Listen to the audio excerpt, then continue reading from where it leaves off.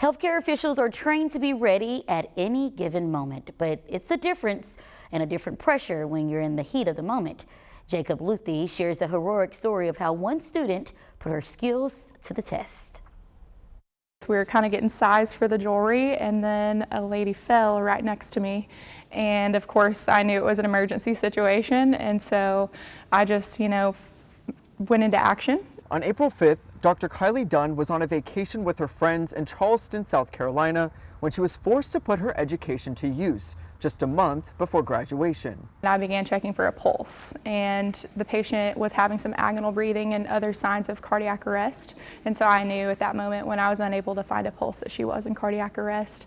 And so I kind of yelled for help and yelled for someone to call 911, which I found a nurse actually nearby, and she was able to come in and start helping me with chest compressions, which we did for about 5 to 10 minutes until emergency responders arrived on the scene.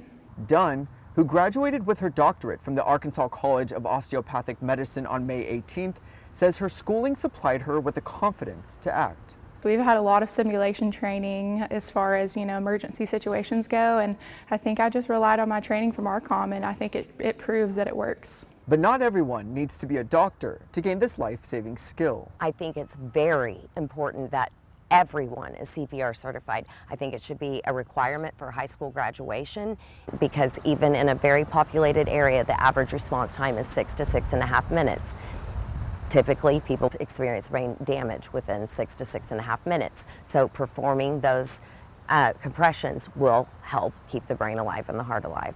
As for Dunn's situation, a reminder, that's not always the outcome. She says she received a call from police saying the woman she helped survived and was doing well.